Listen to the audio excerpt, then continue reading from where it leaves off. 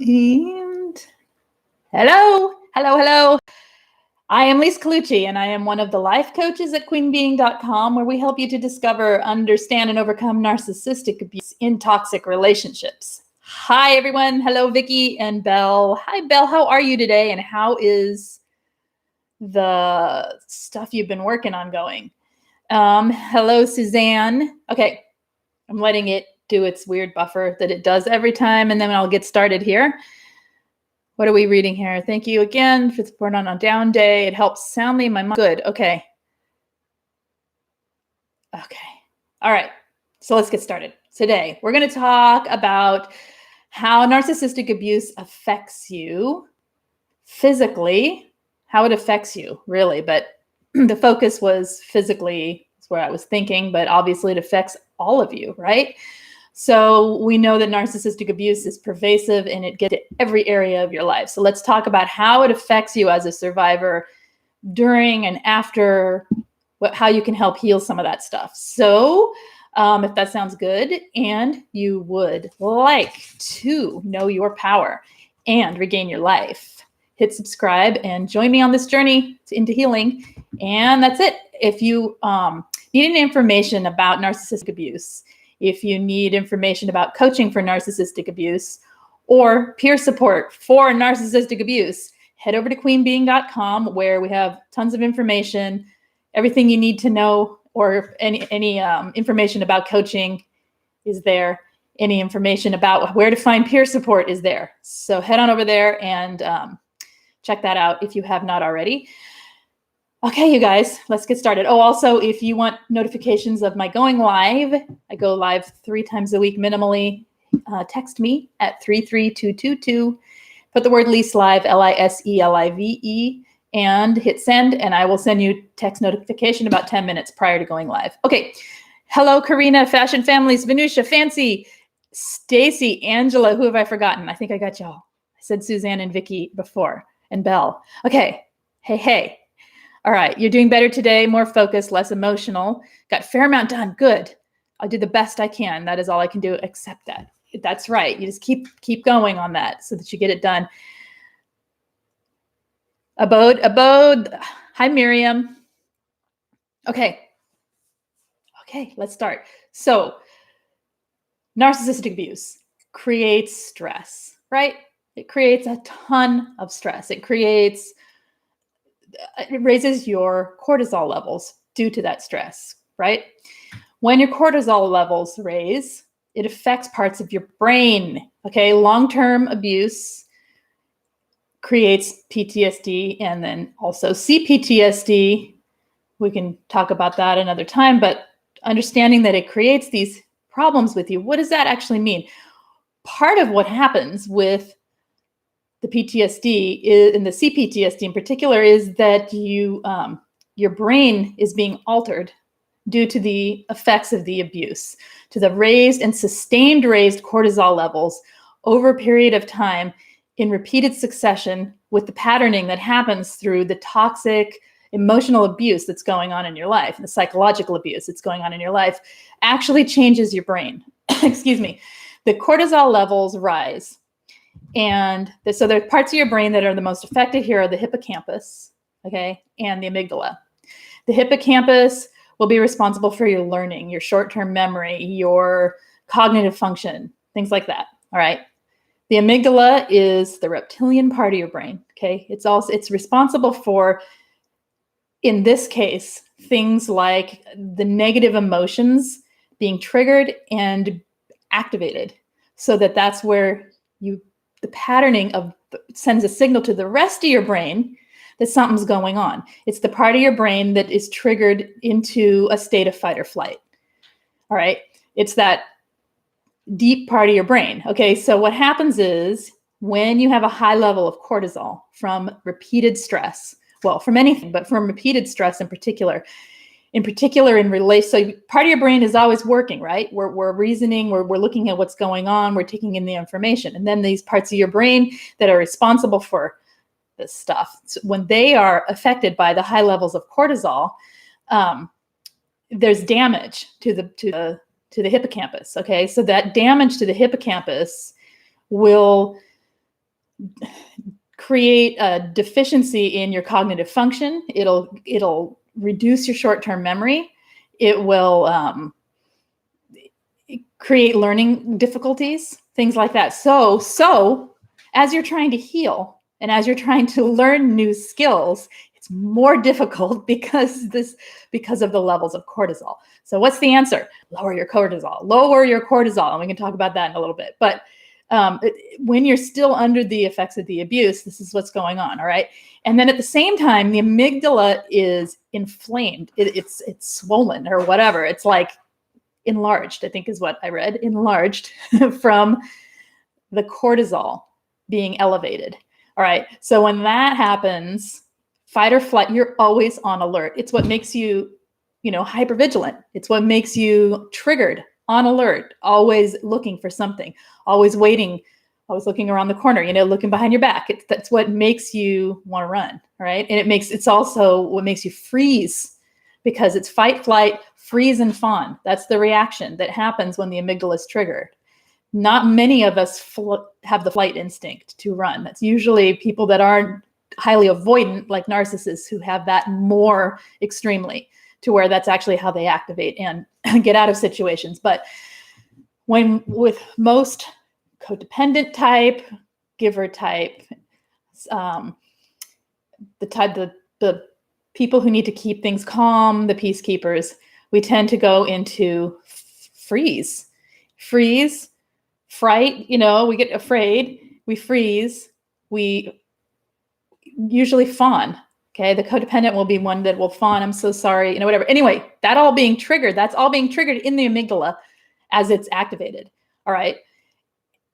It creates, because of the inflammation in that area, it makes it so it's always on high drive. So even when the stimuli isn't there and your cortisol levels are still raised, and you have the patterning of this happening over and over and over again, so you've created neural pathways that instantly trigger this reaction, you can see why it is difficult to break these trauma bonds, to get out of these situations, to move forward in your life, because all of this is going on. These are proven things. This isn't what we think happens. All right. This comes off a scientific study on, you can look it up easily, effects of narcissism on your brain. And there's article after article after article on Psychology Today and other places where you can find. Anyway, so what helps this? Well, number one, lowering your cortisol, getting out of the situation helps it. Mindfulness, critical. This is why it's important. We're not just saying mindfulness, calm down. When people who are trying to help and give you information about things that work, there's reasons that this actually, mindfulness calms the mind. It actually brings your mind into a more present and calm state. It changes, I think it takes you into a theta brainwave state, which is very calming on the entire nervous system. And this is a nervous system reaction. You can hear that. The cortisol is a nervous system hormone, that it comes in because of a reaction to something ready to attack, right? So it creates this whole, so we want to calm that, right? So mindfulness is super important. Creating new neural pathways in your life. Yes, it's hard. I know it's hard. You're all going to say it's hard. It is hard. You love the lipstick. That's for you, Erica.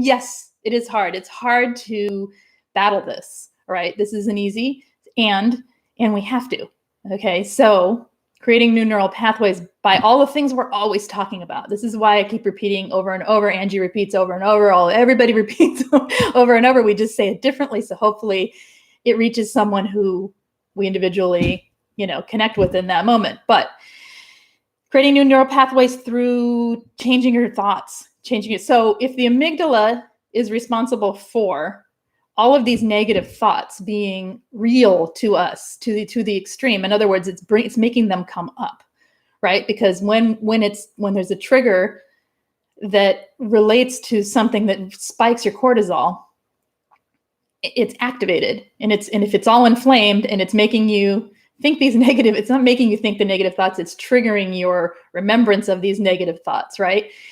Then you think about the negative thoughts. If the actual threat is not in front of you, there is nothing to do about it except either let it spin and keep digging a groove of that neural pathway, or actually doing something to stop it and change it.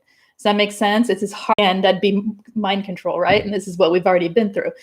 So things like EMDR and EFT people have used for, this is why it works for PTSD and trauma, because those two methods tend to get to the source of, to get to these parts of the brain. And that's where some psychology focuses on. Other things like changing your thought patterns through affirmations, through, you guys are funny. I'm not sure. Should we just talk lipstick? Because it'd be more fun.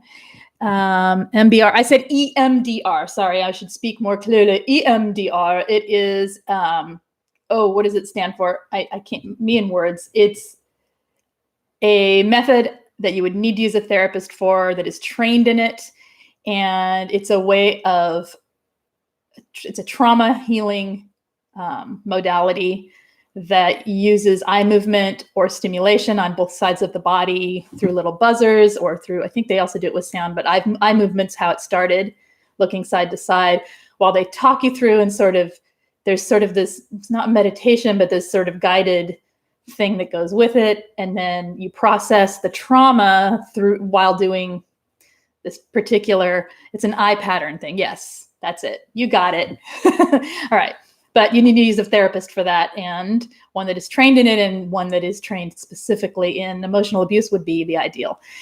And you also have to watch it, because those things are triggering and you have to be ready for it. Some people, for me, it is like, it's like the best vacation. For some people, it is so highly triggering that they can't do it. So know yourself and know your limits and what works for you. Okay.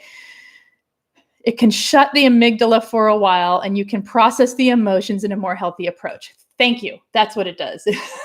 But you see, it's directly meant to reach these parts of the brain.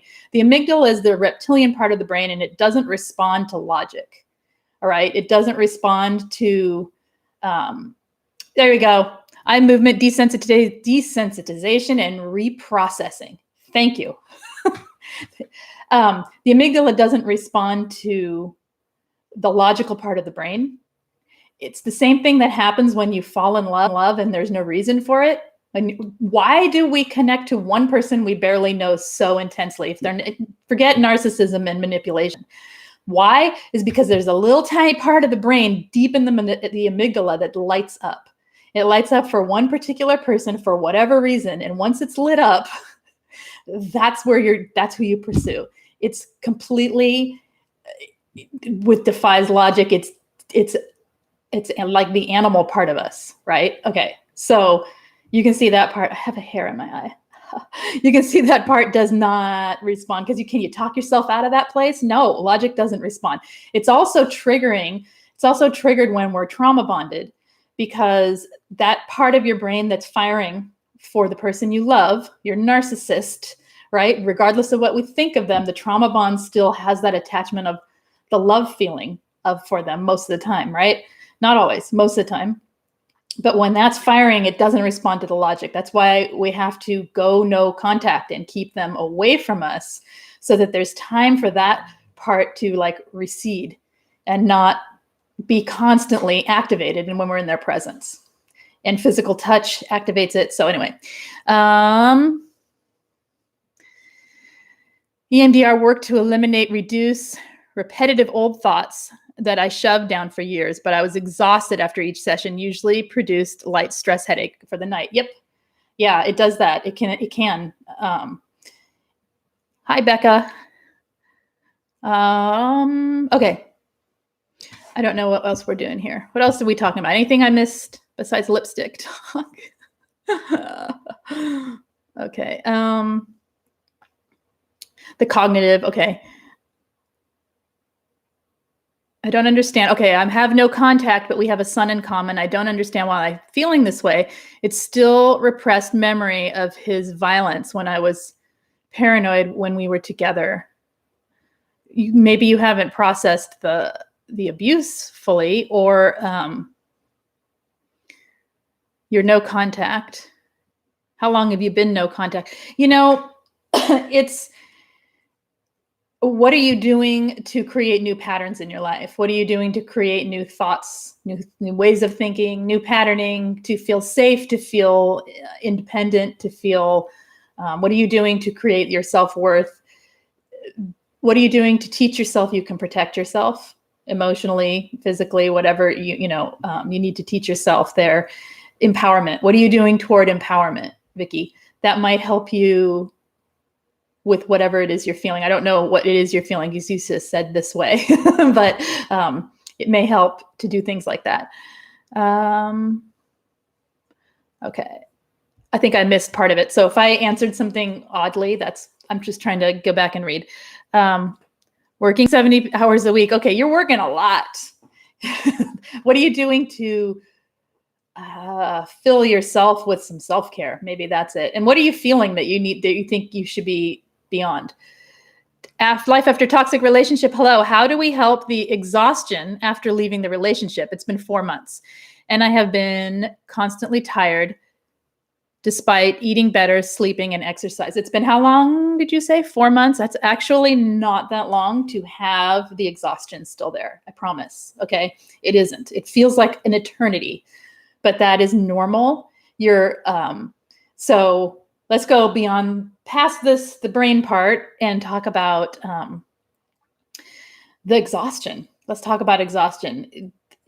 So knowing that the stress of the relationship created high levels of cortisol in your body, you can always get those checked and see where you're at now. That might help you. And then find a naturopath or a doctor that can help you with regulating that, or replenishing your body in that way. The adrenaline dump that happens when you're with a narcissist is incredible, isn't it? The amount of adrenaline you have in a day is like what you should have in a year, probably. I'm guessing, I'm making that up, but I mean, the amount in one day is equivalent to what someone experiences in a very large period of time in a life without that kind of stress. Just an hour of a narcissist gaslighting you is enough adrenaline to fuel the rest of your year, most likely. So imagine your adrenals are probably pretty fatigued. I can't diagnose that. I don't know. I don't even know what that really, really means, but you can look that up and see what you can do for adrenal fatigue. A lot of people claim that helps them. Hydrating, eating right, exercising even if you don't want to. Sleeping a lot is totally normal. I would say up to 6 months, honestly, for a lot of people, depending on the length of time you're with this person and how entirely drained your body is from it. It's like recovering. It literally is recovery. This is not a game. We're not just on here because, everyone else is. It literally is recovery. It's difficult and it takes time. I was always on edge in the relationship. I've been diagnosed with PTSD. Okay. Yeah. And see, because of the PTSD, you're likely still experiencing, and I don't know you. You're likely still experiencing triggers, and the triggers are doing what? They're spiking your adrenaline. All right. So if your adrenaline and your adrenal system is all jacked up and unactive, then it's going to give you the dump, right? Where you're exhausted. So doing things that bring you joy, little things, tiny things, self-care like crazy. And I'm talking about through your whole day. I'm not talking about one thing once a week. Through your whole day, tiny little things for yourself.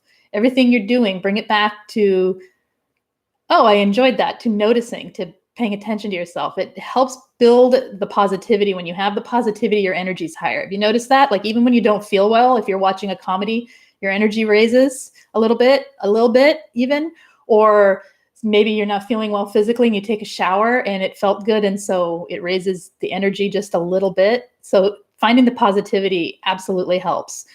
What helps adrenal fatigue? Vitamins, exercise, herbs. I can't prescribe it. You would have to research it on your own or talk to a naturopath or a doctor who is good with that stuff, some kind of integrative medicine or something where they're aware of what supplements can help you. Getting your adrenal levels checked. I mean, not your adrenal levels, your cortisol levels checked. If you're still really high, exercise. Exercise is great for all of this. You don't want to do it when you're fatigued, but it actually, for most people, as long as it's not physically, hurting you, it's good. It's good for this stuff. Self-care is, it's the big one. And people forget about it because they think it means going and getting a manicure. And really what I'm talking about is noticing the good things in your life every day and bringing them back to yourself. So you're giving to yourself as much as you pour out to everybody else. If you're an empath, that's super important. It isn't selfish. It's actually selfless because then you have more to give. Okay. Without it, you're pouring from nothing. All right. So, and with that said, that is one place where if anyone needs group coaching, it's available. I have one group only running right now. So, but there's 3 different times to meet. And I like to focus on self-care in there. So if anyone needs that, it's available and the information's in the main description of every video. All right. But self-care, yes. And what else helps with adrenal fatigue that I'm forgetting? Journaling, talking it through. Anything that lowers your adrenal response. Here's the one thing. When I notice that I am having an adrenal response, I'm triggered, right? And you know what it feels like, right? It feels like the rush that makes you want to run or scream or hit something or hide or shrink. It's that burning in your stomach and the flutters and the butterflies and the push to do something. Instead of just sitting there, I take a couple breaths and I go use it. I go take a walk. All right. And that helps me not spin it up in my head, which then keeps the adrenaline rising and rising. All right. So it's learning to calm your triggers and yourself during triggers. And it actually helps you have more energy for other things. Okay. CPTSD and autoimmune disease. Shastini, good one. Okay. So not a good one, a bad one, but there is nothing I could find to support it. All right. That being said, I haven't met one survivor that doesn't say they had physical pain. All right. Haven't. Well, maybe I have, but it's way more common for people to describe the physical pain that they have than it is for people to say, oh, I felt nothing in my body. And not only physical pain, but actual autoimmune diseases that are present. I couldn't find anything to prove it in what I looked for today. So I'm not going to say this is 100%, this is how it is, because what can I base it on? Just my own stories. I can tell you that personally, my fibromyalgia was at probably a daily 7, 8. And without him, it was down to about a 4. And then over time, it's down to about a 1 or 2. And so the flare-ups last about a day. Okay. I can't prove why, except for that I can completely correlate it to the stress. Because when it does flare up, now it's usually when I'm really stressed. So it makes sense. I think it causes inflammation. High levels of cortisol will cause inflammation in the body. That they know. High levels of inflammation cause all kinds of damage in your body. So when you have the high cortisol and you have high inflammation, all kinds of damage can start happening in your body. I can't link it to specific diseases or issues because I couldn't find anything to scientifically prove it. But we know what we experience, and this happens to more than one person.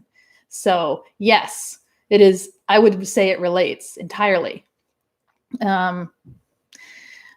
Someone's talking about grounding, earthing, which is putting your bare feet straight into the dirt, into the earth. And that is super grounding for a lot of people to help bring your energy down, right? Because when your energy's all up in a bad way from all of the adrenaline and it's affecting all the stuff we talked about. Okay.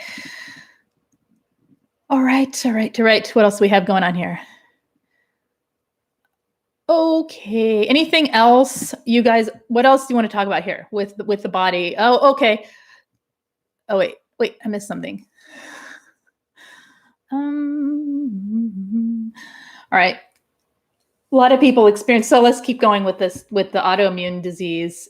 It's not only autoimmune disease, things, pain issues, spinal issues, worsen her major spinal issues, Justine is saying. I think so too. And I think, like I said, the inflammation in itself, just from the raised cortisol, is terrible for any issue you already have.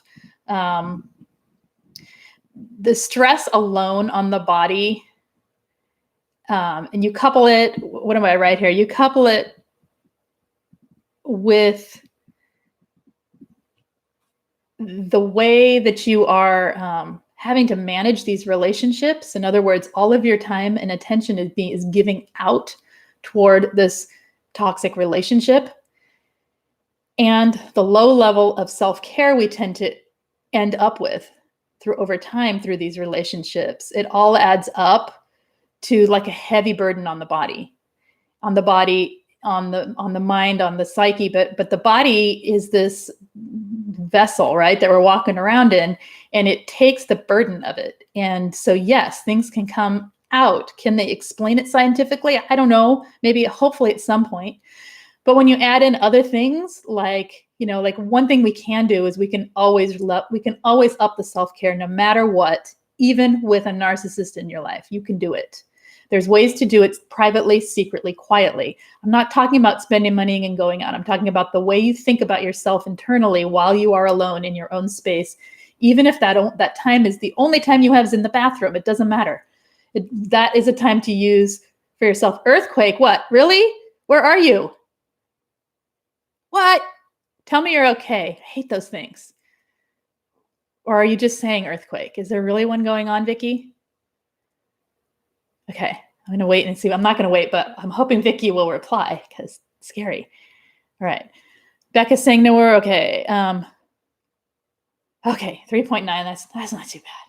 Still no fun, but okay. All right. So don't see, you see how I get triggered? I've been in 2 of those big ones. No, thank you. All right. Okay, so you couple all of that stuff that is burdening your body, right? It's your body's being burdened by all and carrying the weight of all of the abuse in different parts of itself. And then you add things like poor posture, poor eating, poor self-care, and you end up just crumbling, right? And so the effects are huge on your body. Okay. All right. So some of the things you can do about it, obviously, stand up, go do some yoga, Pilates, walk, do something, get some physical exercise to move your body, to move the stress out of your body. Yoga is good for this. Pilates is good for this. Anything where there's deep breathing exercises, deep breathing along with core body work helps move some of this stress and toxins away from you. It helps move them through you and out. Sweating helps, right? It's you got to move the toxins out, and it's not just thoughts, and it's not just emotions. You see, these things get implanted in our body through all these hormones and chemicals we have rushing all around in our bodies. So it's very holistic, this whole healing thing. We want it to be one thing, but it isn't. It's all of us. We have to embody the healing. All right. And my autoimmune things were big for me. I had heaps of really bad liver problems. I couldn't work out the problem, but I'm sure it was the narcissistic stress, the inner rage. And there's great books on this out there. And there are people who are affected more by this. There's also what can happen is it can trigger poor coping skills that create more issues for your body. In other words, I'm just going to use an obvious one. If you stress eat and you eat crap, right? We all want to once in a while. Some of us really can't help it, right? It's how we cope.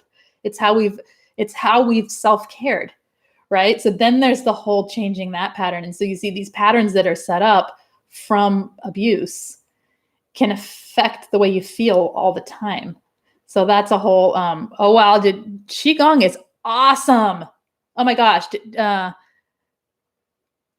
Yes, I love that. That's another one. Anything that moves energy, right? Tai Chi, Qigong. Snickers addiction here, please help. Replace it with something healthy and offer yourself a Snicker now and then. I mean, it's obvious things, but it's not easy, right? Because it's the go-to. It's really about choosing health over the patterning of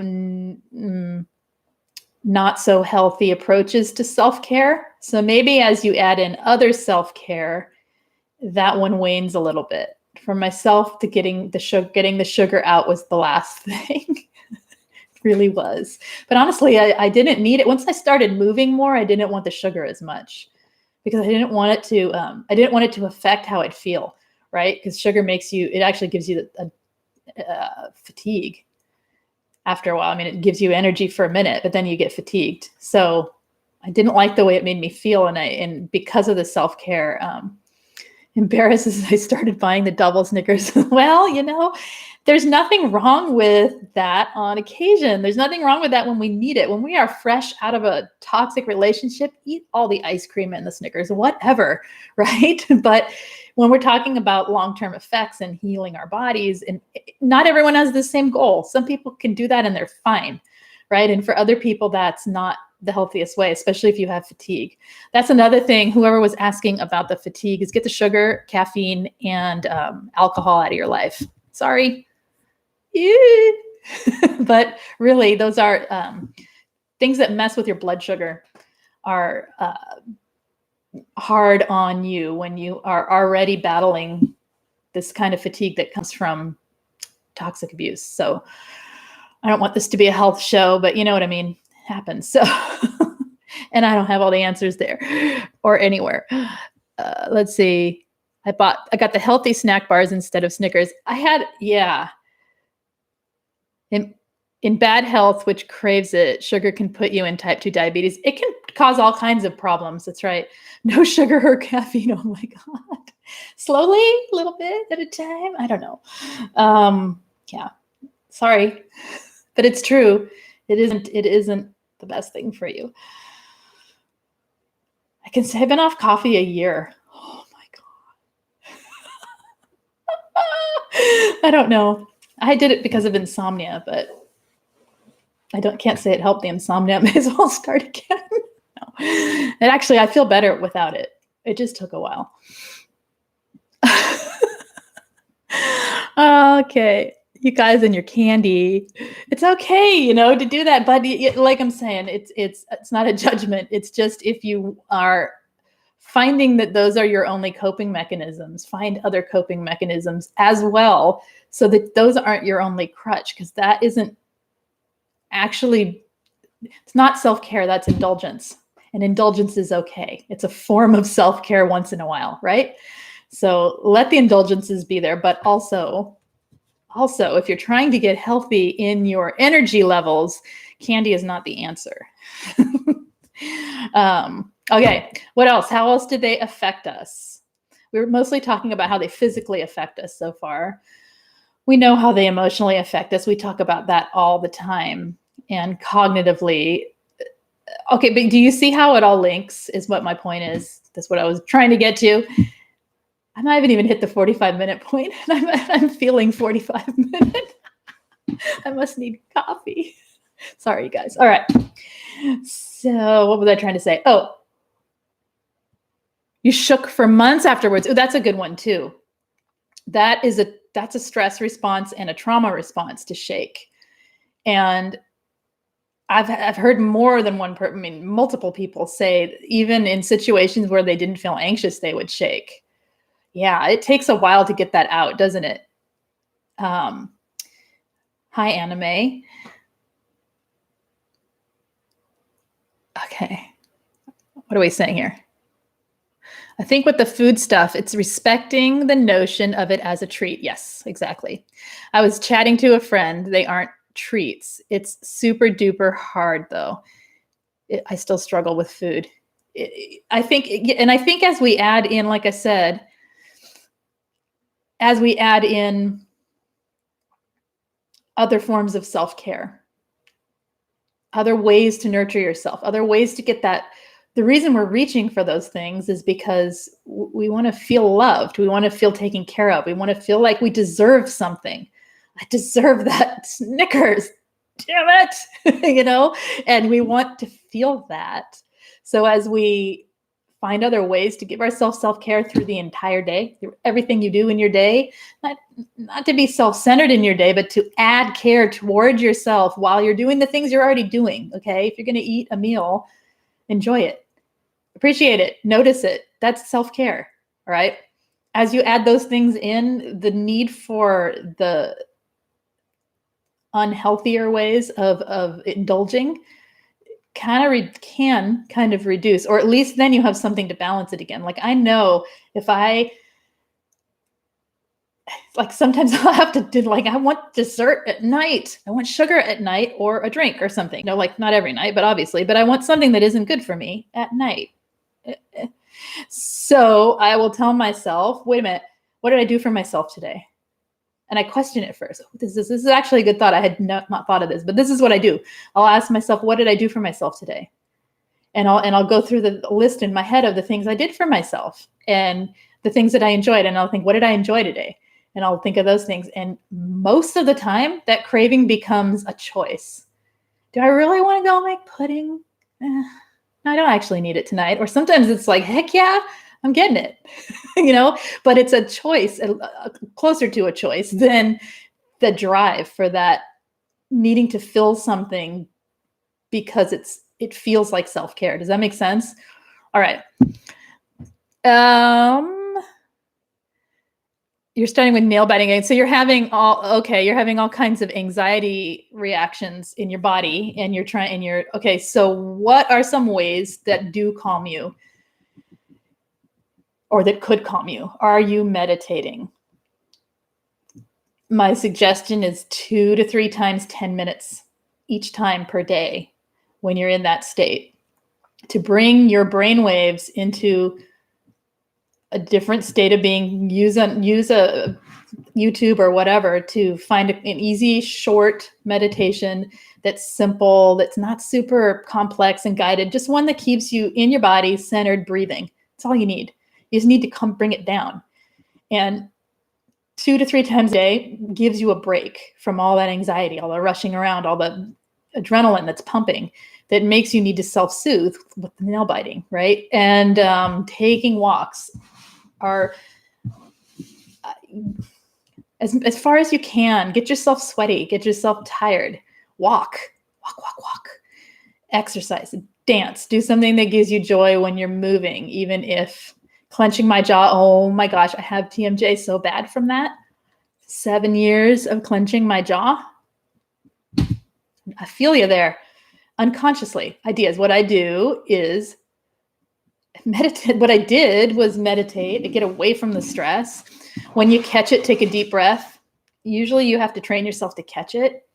Take a deep breath and relax that part of your body. Put your attention on another part of your body so that you can relax it intentionally. Breathe into the jaw and let it, and then bring your attention somewhere else so you're not hyper-focusing on the jaw that you're clenching. I hope I didn't overlap. Did I overlap? I didn't mean to if I did, but I didn't know what time they were on. I thought it was way earlier. You love dancing like nobody's watching, but when nobody is watching, well, heck yeah. You know what's fun? I did this weekend.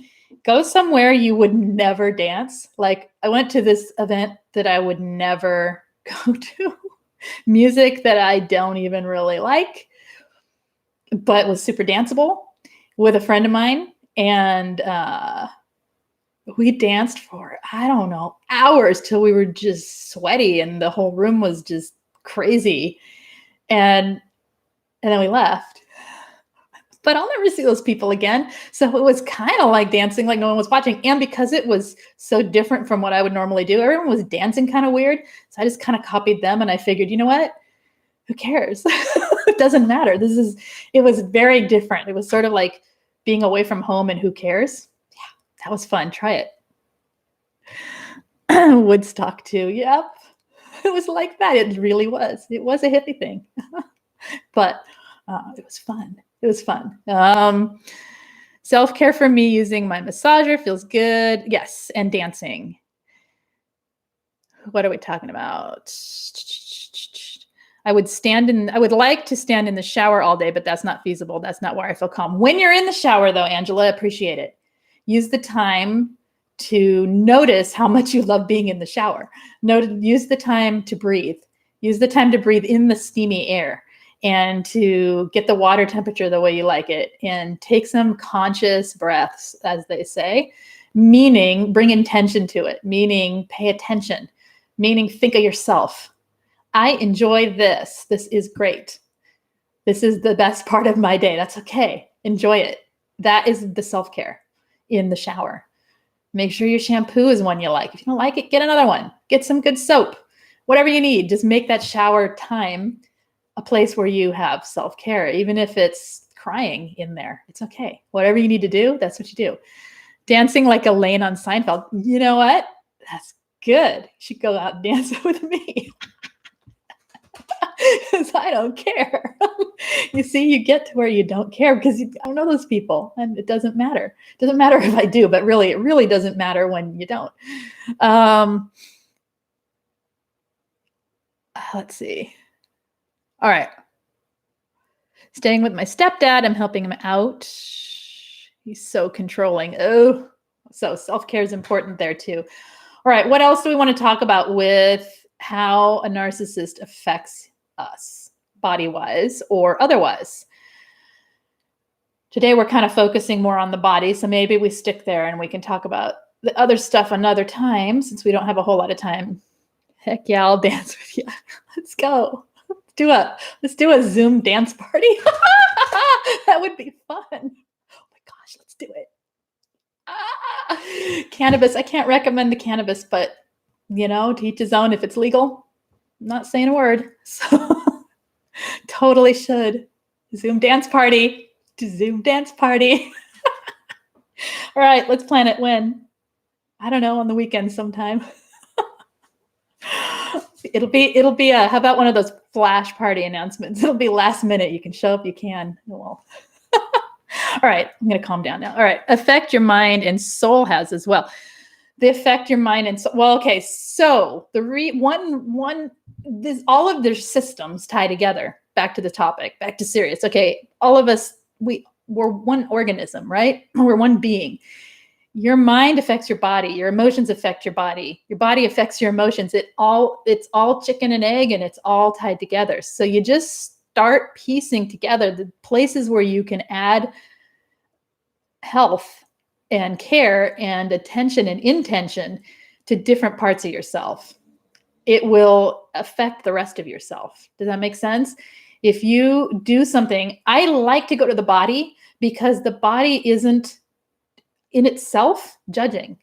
The body in itself it's not doing anything. It's just being a body and carrying you around. If you can separate from what you're thinking while you're doing something like dancing or walking or running, maybe if you feel silly running, but you really should and your body likes it, or being in a swimsuit swimming, if you can separate from the emotion and just do the thing, your body will process some of the stress for you. All right. So that your mind and your emotions don't have to work so hard to try and do it for the whole of you. That's why I like going to the dance party and cannabis. You guys, I'm coming sober. What about how they make you lose vision of the future? I struggle with that the most. Say more, Angela. What about that? Say more about what you're struggling with there. Wish we could dance party. We totally can. We just have to do it on Zoom, and I'll have to be private invite. I don't know how many I can host. I can host quite a lot on my Zoom. We'll all be tiny little pictures, which is even better because then it's just gonna do it. We're gonna do a dance party. All right. I don't know if you like my musical selections, but I'll take suggestions. Okay. Let's see here. Hi, Shoshi. Okay. What are we saying? Okay. So Now I lost track. Help me out here. Where are we? Angela. Okay. Yes. I'm unable to see the past. I'm unable to see past the current moment. Are you seeing in the current moment, or are you seeing the past? Are you seeing right now what's happening? Like you're just in this surreal world of, I'm sitting in a room staring at a video and that's all there is? Or are you going backwards to your past as well? You're on autopilot. Okay, so you're kind of numbed up and on autopilot. And are you still, remind me, are you still with a narcissist, or are you, how long are you away from them? Past a current week for you. Okay. Seriously, I move when I'm on stage. Okay. We're on, Jack. This is going to happen. Dance party. I don't know when, maybe this weekend. I don't know. I don't know how I'll get word to you guys. How can I get word to you? How can we do this? Hi, Web Education. All right. I don't know. We'll have to plan it. Announce it Friday. How's that? All right. I'd have to get a link to you all, you see. I'd have to figure this out. I'm going to do it, though. Okay. Oh, I'm trying to read this. Okay. No, it's been a year. You've been out a year. Okay. You've been a year and you're just still on autopilot. So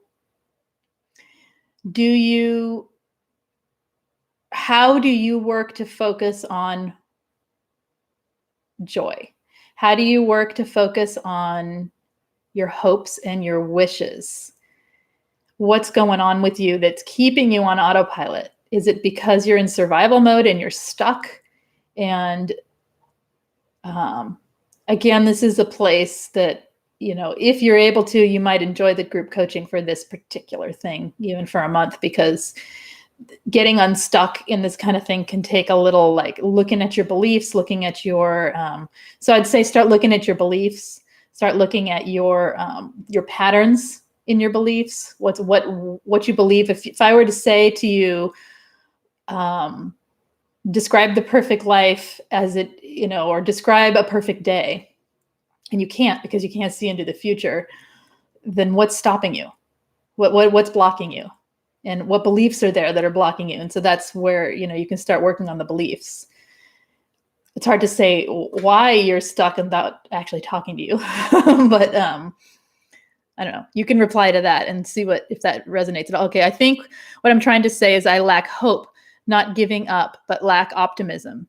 Well, that's what I'm saying. You see what I'm saying? That there's some belief in there that's telling you hope isn't safe, hope isn't real, there is no hope. There's some belief in there that's just got you trapped, right? It's, hi, Yan. It's a thought process, maybe a thought patterning. I don't know. The lack of hope's pretty common. Feeling like you're in a daily grind, just in the day-to-day, going on autopilot is pretty common.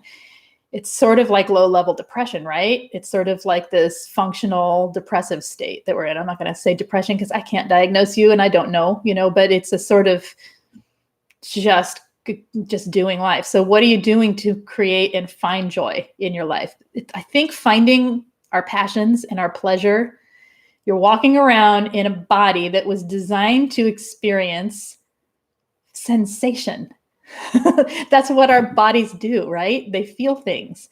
So can you get into your body and notice things that you feel? Put your hands in cold water and say, oh, that feels cold. Can you get into your feelings more through the things you feel and see what that wakes up as far as hope goes? It's kind of a sideways approach, but that's the way I go at it.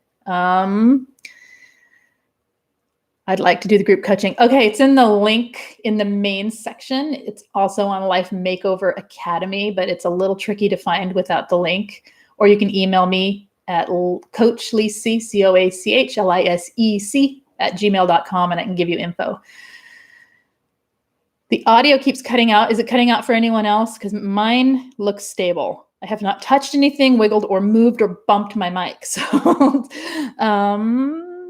as far as how it's had an effect on my health, anxiety, hypervigilance, nightmares, dealing with it after 13 years, but only been no contact for 2 years, finally getting therapy. It's so pervasive, right? It's so into everything.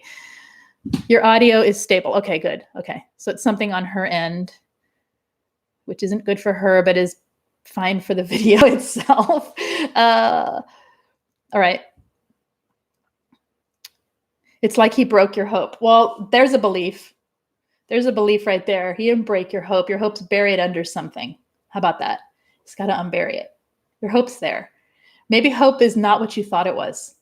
There's another belief that you could look at. Maybe hope is not what I thought it was, and it's something brand new you've never experienced before. All right? I don't know. It's probably that I'm unusual energy and impatient. Well, mostly I expect quicker results from myself. And by the way of healing, do any of you feel this way? Yes. Want it yesterday. Don't want to wait. I want my life perfect now because I've done the work. I understand. And why shouldn't it be? Why shouldn't I? Why shouldn't, once you understand, once you're fully aware, once you're self-aware of your own parts of it, why should it not just get better? That doesn't make sense. It should, but it doesn't, right? It's a slow process, and we unbury and we emerge like little flowers, right? Okay. They do steal so much. There is hope. I'm hoping to do group coaching next month. Yay! I can't wait to meet you. That's so exciting. You guys all get to see me, but I don't get to see you. So it's more fun when I get to see you. All right. Something that takes a while to fix is hope, is our hope. It is. And I also think before we have had abuse, hope is one thing. After, it's something else. For me, I know there's hope because I'm able to feel love. Okay. I know that I can experience the sensation in my body of embodying love. I sit here and I pour it out every day, right? I go through my life and I pour it out every day. I take that back into myself in the form of the sensation of it. You know what I'm talking about, the energy that comes in here in this part of your body that feels like you love something. I love what I do. And so I pour into it the love that I feel, right? And you probably tell when it's not all super present because I'm usually kind of like spaced out on those days. But really, that's where I operate from. That's how my empathy works in this world. Because I can feel that, I have hope. I don't know what I hope for. What am I hoping for? I don't know. But it gives me hope, the sense of the experience of hope. Does that make sense? I have no idea what I'm hoping for. Sometimes I do. Sometimes there's like a thing, but that's a different kind of hope. That's want. And I want something for myself. The hope is different, right? So that's what I'm suggesting is maybe your experience of hope might change, which could be good because it can grow into something bigger and less attached to another person's, to the outcome of somebody else's influence on you. Okay. It does take lots of work. All of this is lots of work. That's why we do this all the time, right? It does. And it is slower than we want it to be. And then sometimes you just have big moments of realization that feel great.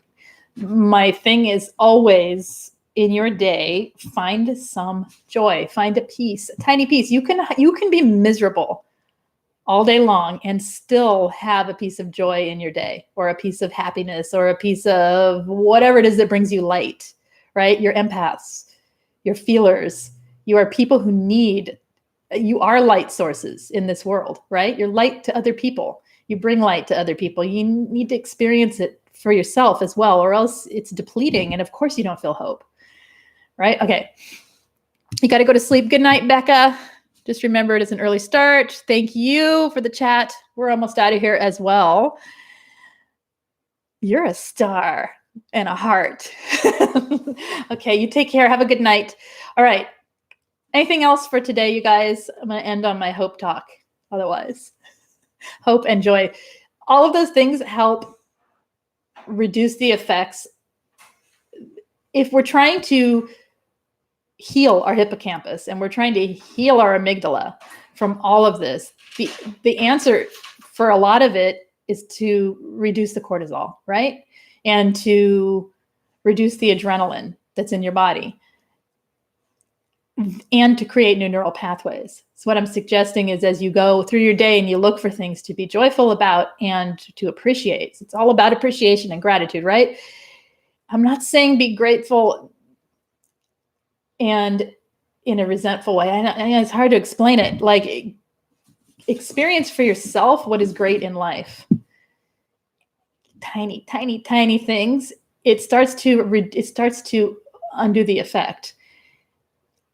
Anything that gets you out of that spinning up of the cortisol, right? So it's good for you. All right. What are you saying here, Yan? I had a female covert narcissist who devastated my whole self, and her tools are very sharp and very, very sharp. And she has refined and told me she was feeling symptoms of her abuse on me. Can you go no contact? Because you said had in your life. Oh, my dog's dreaming. You hear him dreaming? He's dreaming. Can you go no contact, Yan? Because that's really the answer. There's no accountability that they have, and there's no, isn't he cute? He's running too. Like that. Yeah, his whole leg is running. Okay, so he's okay. He's done this since he was a puppy, and I actually think he likes it. He doesn't wake up startled or anything. He just he's okay. He's calm now. I think it's just the way he dreams. Anyway, what are we saying? As she was doing the abuse, right? Well, that's what they do, and in particular, I've heard this multiple times from female narcissists. Is the very cunning way of blame shifting. It's a different kind of way, and it's almost like you believe you are the abuser, because they have a way of becoming the victim so fast and so cunningly.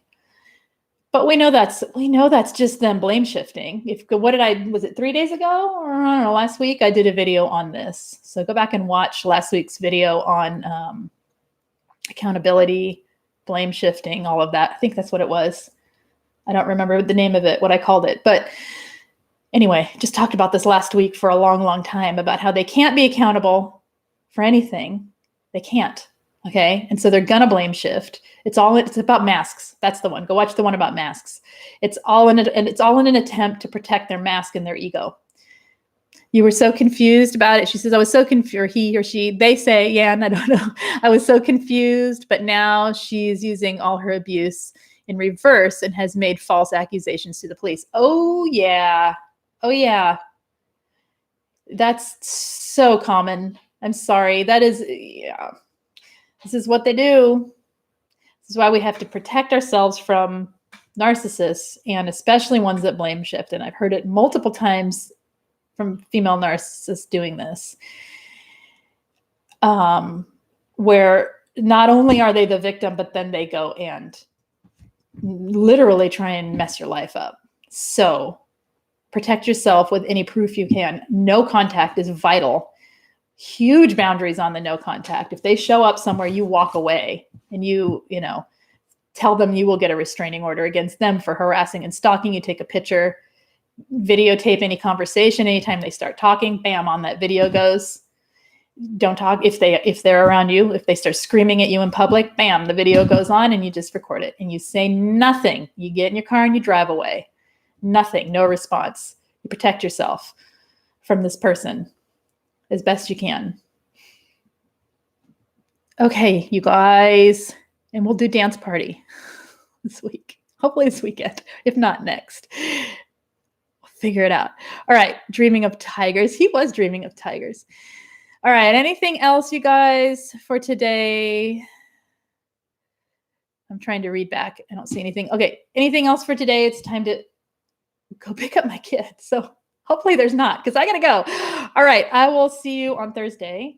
I think we were going to, one idea for topic is learned helplessness. Eroc's not here today. That was his topic. Any other topics you want me to cover this week? I have 2 more days. Tomorrow and Friday, Thursday and Friday. Anything else you guys want me to go to talk about? Let me know. Oh, I didn't like that bright. It was too bright. Okay. Let me know in either the comments, the chat here, or in the comments of the main video. If you have not done so, hit subscribe to this channel so you have notifications of when I go live, and you have information on narcissistic abuse and recovery. If you need coaching, group coaching, or anything like it, head over to queenbeing.com and look me up there, or there's a link in the main comments as well. Here always, if you have not hit the thumbs up, hit the thumbs up. Give us some love here.